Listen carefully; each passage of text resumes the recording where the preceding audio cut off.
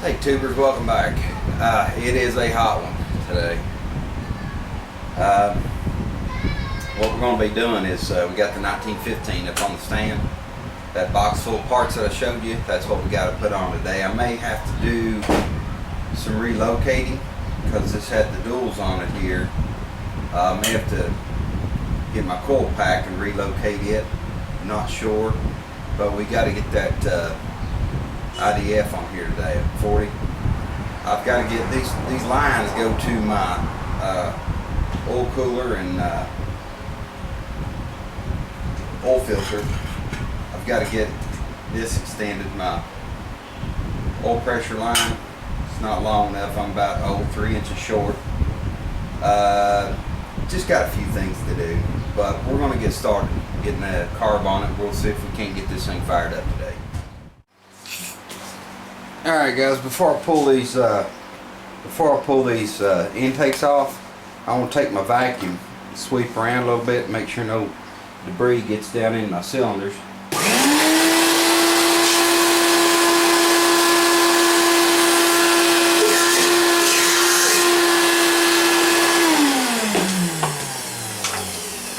Go ahead and get a 13mm wrench and we'll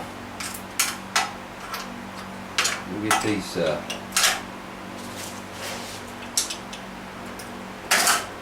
intakes off.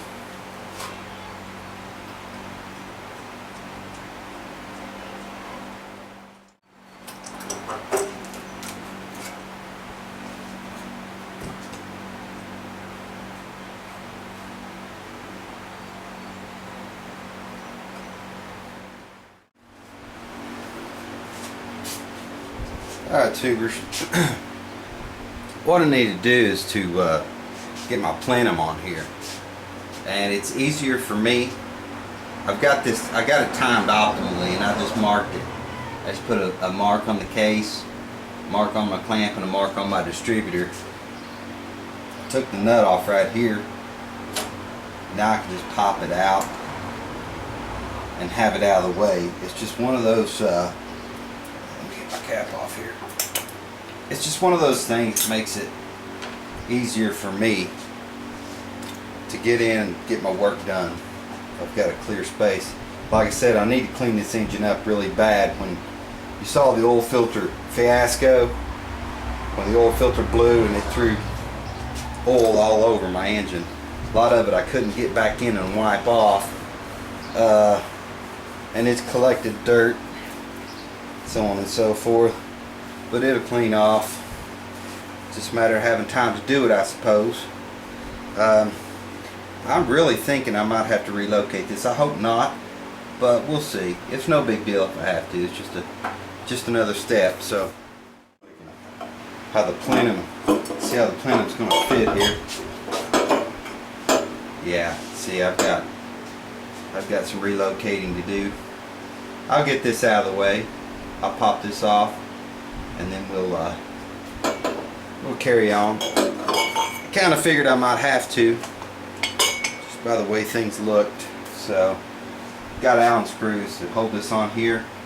Pop the coil pack off, and then I can get to the screws in the back. Now you have a bolt that runs through your case right here. Actually, it doesn't run through, it sticks out from this half. That's for this. A lot of these you're going to find, well,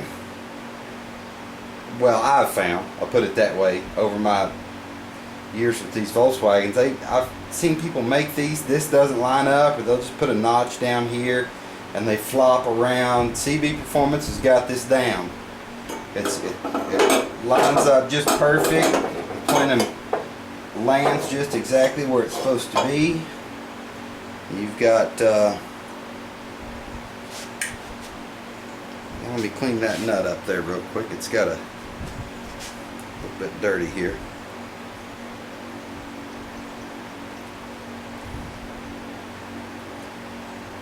I'm not going to torque this all the way down yet. Let's set it in place, and then we need to get our end castings slash intakes, whatever you want to call them.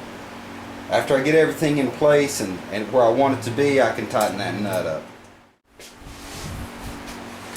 Alright, tubers, I'm gonna just spray this intake with a little bit of carb cleaner. It evaporates quick. I just want to make sure there's nothing oily or greasy on there. I'm gonna hit it with a wee bit of aviation. Get a good seal.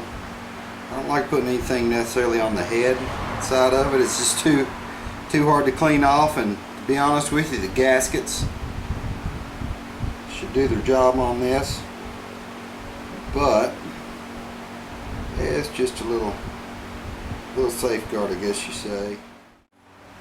Alright, tubers, I went ahead and just took my intake boot here, let the clamp slide all the way back, shot it with just a little bit of WD-40, enough to help just give it some lubrication to slide on, and then I tightened this down. One thing you want to watch about these is on older ones, they can crack right here and cause you an intake leak. You don't want that, obviously. Be careful with your screwdrivers around this. You definitely don't want to damage your intake boot at all. Okay, yeah, looking good, looking good. I want to go ahead and make sure everything is looking great here, and I'm going to tighten this down. Alright, tubers, we've got the intakes all sealed up, bolted on, good to go. What we need to do now is turn our attention to the carburetor.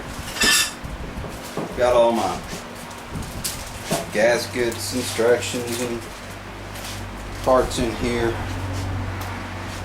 And my gaskets out here for just a second. What I'm looking for is my studs that go into the intake.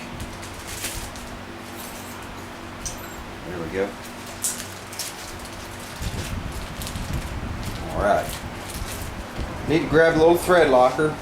I'm going to put a little thread lock on these here. And that way when if we ever take the carburetor back off, it won't pull the studs out with it. So, guys, I want to show you my shop visitor, guys. My lovely wife and my beautiful grandbaby come out to the garage to see Papaw there. Tori is not feeling good right now. She's a little ticked off. She'll be alright though. Nanny's got her there. Okay, tubers, we got the gasket installed, the studs in, and we just need to get our carb lined up. And we're gonna set it right down on here. She's being a little rear stud is not wanting to cooperate with me. It's okay. Well, there we go. Looks like the studs weren't drilled exactly where they needed to be, but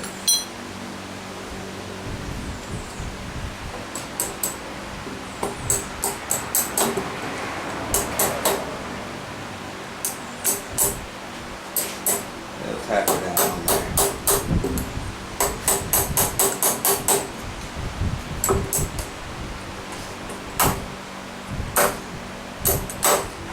There. Very good. We'll throw our all of our washers and get our nuts on it. Let's see. That tubers, I'm gonna cut it off right here. I'm not feeling too good today. I'm gonna just upload this segment of it. Still need to get the coil pack mounted and get the oil pressure line ran around through here, distributor back in it, a few odds and ends like that. But another thing I got to do too, I want to mention, I've got to get a fitting because I need to relieve the crankcase pressure, so I need some vacuum going to right here. It just tell you I can come up with a 90, you know, come across some tubing or whatever. But yeah, I'm gonna cut it off right here. Hope you guys are enjoying this little piece on the single 40 IDF, and hopefully we'll get it fired up tomorrow, maybe, if I'm feeling up to it. So I'll catch you guys later.